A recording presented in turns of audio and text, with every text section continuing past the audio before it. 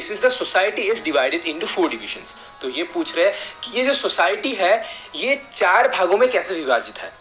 तो भगवद गीता में आता है चतुर्वर्णम मया सृष्टम गुना कर्म विभागशः।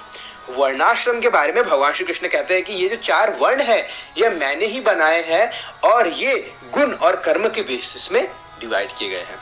अच्छा, तो कुछ लोग कहते हैं ये वर्णाश्रम, ये जातिवाद, ये ऊंची जाति, ये नीची जाति, क्या भगवद गीता में जातिवाद दिया हुआ है? एक्चुअली ये ऊंची जाति, ये नीची जाति, ये वर्णाश्रम का हिस्सा कभी था ही नहीं और ना ये कभी हिस्सा है। हमारी इसे कहते हैं कास्ट सिस्टम, और कास्ट सिस्टम हमारी संस्कृति का हिस्सा कभी भी नहीं था और ना कभी होगी। अच्छा, उनसे पूछिए ये कास्ट सिस्टम क्या होता है? अरे ये कास्ट सिस्टम यही वर्णाश्रम, ये ब्राह्मण क्षत्रिय वैश्य शूद्र, यही तो है कास्ट सिस्टम, वर्णाश्रम यही तो है, ये ब्राह्मण क्षत्रिय वैश्य शूद्र। अच्छा ठीक है, अभी इसको इंग्लिश में कहते हैं। हाँ, there is an educational class, there is an administrative class, there is a mercantile business class and there is executional class. अभी ठीक है? हाँ, अभी ठीक है। अच्छा, ये 4 क्लासेस ये यूएसए में है, हाँ यूएसए में है, इंडिया में है, हाँ इंडिया में है, पाकिस्तान में है, हाँ पाकिस्तान में है, चाइना में है, हाँ चाइना में है, रशिया में है, हाँ रशिया में है।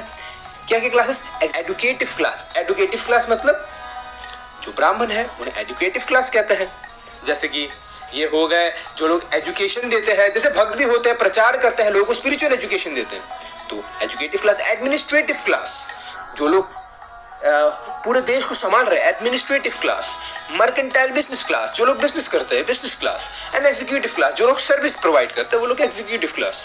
अच्छा, इसे हिंदी में बोले ब्राह्मण क्षत्रिय वैश्य शूद्र। राम राम राम राम, जातिवाद जातिवाद। अच्छा ठीक है, इंग्लिश में बोलते हैं। हाँ, इंग्लिश में तो बढ़िया लगता है सुनने में, लेकिन हिंदी में जातिवाद नहीं। ब्राह्मण मीन्स जो एजुकेशन देता है लोगों को, वो ब्राह्मण है। भले ही वो ब्राह्मण के घर में पैदा हुआ हो, लेकिन वो ब्राह्मण जैसे कार्य नहीं कर रहा, इसका मतलब वो ब्राह्मण नहीं है। क्यों? क्योंकि गुना कर्म विभागशः, गुण और कर्म के बेसिस में इसे डिवाइड किया गया है। कोई क्षत्रिय है लेकिन वो काम कर रहा है ब्राह्मण की तरह, तो उसे हम ब्राह्मण मानेंगे। कोई शूद्र है लेकिन वो काम कर रहा है क्षत्रिय की तरह, तो हम उसे क्षत्रिय मानेंगे। जन्म से कोई ब्राह्मण, क्षत्रिय या वैश्य शूद्र नहीं होता, वो कर्म के हिसाब से होता है। और ये कोई जातिवाद नहीं है, इसे कहते हैं वर्ण आश्रम। मतलब अपने साइकोफिजिकल नेचर के द्वारा आप अपने आश्रम चूज कर सकते हो। तो अगर आप ब्राह्मण के परिवार में जन्म नहीं लिए लेकिन फिर भी आपका काम ब्राह्मण जैसा है, तो आप ब्राह्मण हो। अच्छा ठीक है, ये शूद्र को लेकर नेगेटिव कॉनोटेशन कहां से आई? ये मूवीज से आई। शूद्र है तो शूद्र, अब मुझे गंगा में स्नान करना पड़ेगा, राम राम राम राम, शूद्र ने छू दिया मुझे, मैं तो दूषित हो गया। ये कहां से है? ये मूवी से है। मूवी में दिखाया जाता है शूद्र लोग ऐसे होते हैं, वैसे होते हैं।